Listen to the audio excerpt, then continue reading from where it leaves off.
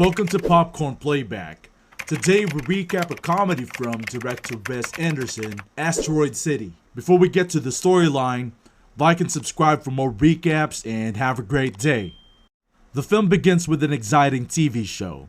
Host Bryan Cranston enthusiastically presents a highly anticipated televised production of the play Asteroid City, written by the renowned playwright Conrad Earp Edward Norton. Conrad enthusiastically describes the play, which is set at the Junior Stargazers Youth Astronomy Convention during a vibrant summer. It's so exciting. The story unfolds over 3 acts as Conrad introduces the amazing main cast and sets the scene.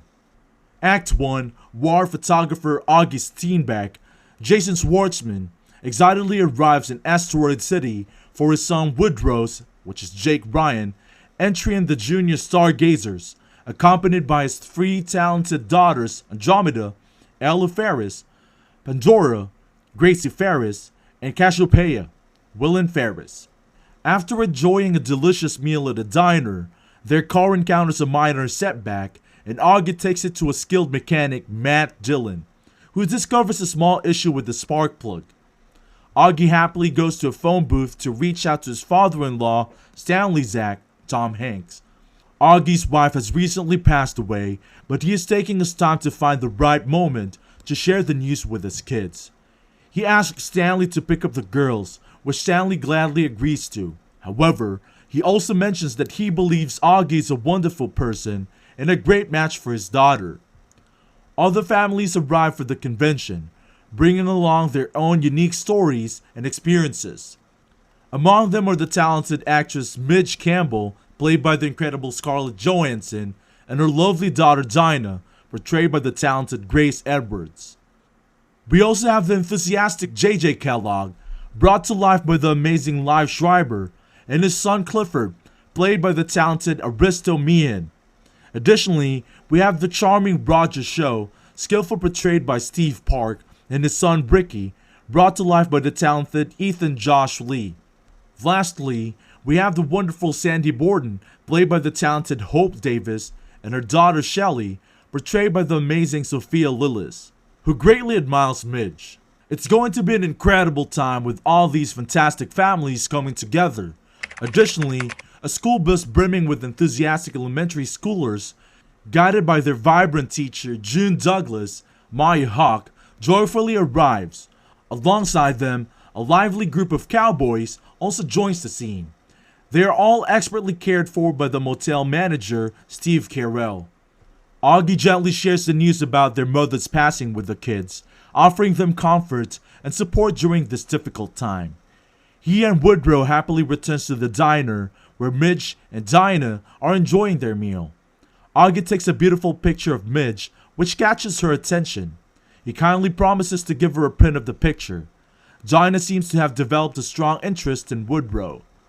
Behind the scenes of the play, the host reveals that the exciting moment when the actor playing Augie, Jones Hall, had a wonderful opportunity to meet with Conrad one afternoon. He had brought a tub of ice cream and delivers a heartfelt monologue to inspire Conrad for Augie's character. Moments later, they shared a passionate kiss. In the story, the guests eagerly gather for a presentation by General Griff Gibson, Jeffrey Wright, who warmly welcomes everyone and introduces Dr. Hickenlooper, Tilda Swinton, the brilliant scientist at the observatory who guides the Junior Stargazers. Woodrow, Dinah, Shelley, Clifford, and Ricky are all celebrated for their outstanding science project. Woodrow excitedly notices a reading on one of Hickenlooper's machines, suggesting the possibility of extraterrestrial contact. The 5 later happily come together for lunch after Woodrow initially enjoys some alone time, and they engage in a fun game where they sit in a circle and enthusiastically name influential figures. Meanwhile, June has an opportunity to teach one of her students a valuable lesson during lunch and is determined to guide him towards making healthier choices. In a delightful out-universe scene, the host showcases Midge's talented actress, Mercedes Ford, and she embarks on an exciting journey aboard a train bound for California, where the play's production awaits her. The understudy playing Woodrow arrives to deliver some exciting news to Mercedes. She receives a heartfelt letter from the play's director, Shubert Green, Adrian Brody, who sincerely apologizes for any past misunderstandings and mistreatment. The host happily mentions that the understudy has stepped in to take over the role of Woodrow. Augie and Midge have the opportunity to communicate since they are staying in rooms across from each other. Augie excitedly shows Midge the devout picture of her while she confidently recites lines from her next project in the towel, which she gracefully drops. Later at night, Dr. Hickenlooper joyfully gathers all the attendees in the Asteroid City crater, along with the little asteroid that did the job. From up above, a vibrant green light illuminates the scene, and a magnificent UFO gracefully descends, carrying a fascinating and enigmatic visitor, Jeff Goldblum. The alien takes a moment to observe its surroundings, leaving us in awe. It then decides to take the asteroid along on its journey through the cosmos. However, Augie seizes the opportunity to capture a stunning photograph of the alien before it gracefully departs. Act 2. Asteroid City is being protected by quarantine, thanks to General Gibson's orders. The guests are provided with thorough medical and psychiatric evaluations. Exciting news about the events in Asteroid City spread across the country. When June excitedly tries to explain to her students about the alien's appearance, the charming lead cowboy Montana, Rupert Friend, unexpectedly shows up to lend a hand and engage with the kids. As they interact, it becomes evident that there is a delightful spark of mutual attraction between them.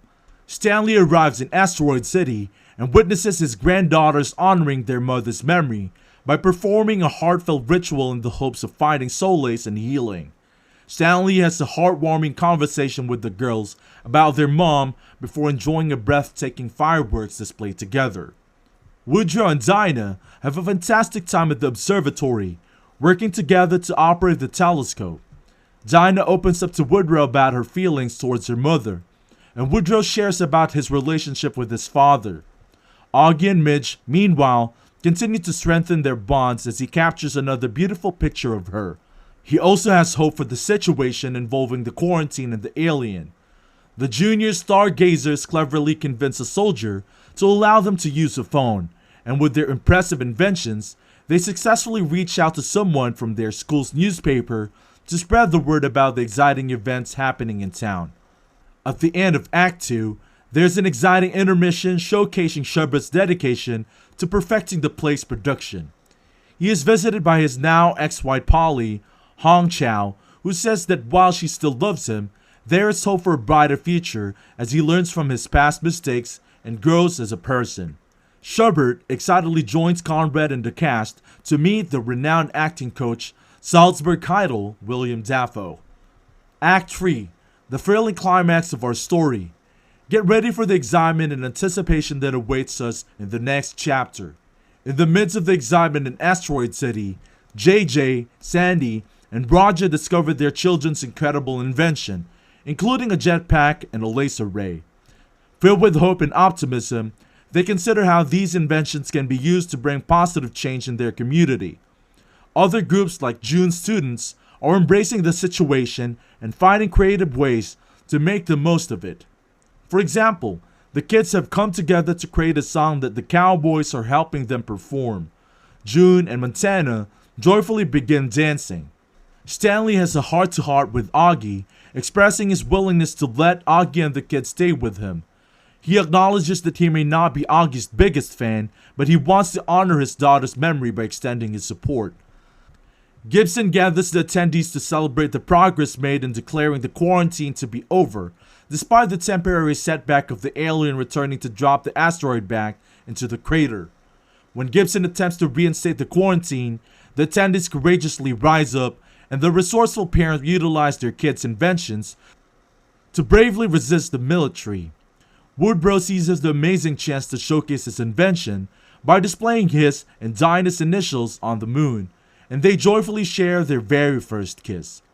On the opening night of Asteroid City, Jones has a conversation with Shubert about trying to understand Augie's motivation. They discuss a scene where Augie intentionally puts his hand on a hot grill in front of Midge. Shubert encourages Jones to continue the performance with confidence. Jones goes outside to the fire escape for a well-deserved smoke break, where he unexpectedly finds the talented actress Margaret Robbie working on a play in the next building. Although her one scene from the play was cut, she still has the opportunity to deliver the lines to Jones poignantly, which can provide him with some kind of motivation. The host later announces that near the end of the play's run, there is a sudden turn of events as Conrad faces a challenging situation. A scene with the whole cast and acting room with Keitel as everyone joyfully chanting, "You can't wake up when you do fall asleep." Exciting possibilities await in the epilogue. Augie wakes up to find that Kia and his kids are still in Asteroid City after the quarantine was lifted, ready to explore and enjoy the city together. He happily goes to the diner with Stanley and the kids for a memorable meal, where the kind waitress surprises Augie with an address for Midge's P.O. box. This means they can keep in touch and continue their conversations. Woodrow happily shares that he and Dinah are now a couple. After a delicious breakfast, the family excitedly starts their journey out of Asteroid City. Okay, that's all for the recap for Asteroid City. Thank you for watching.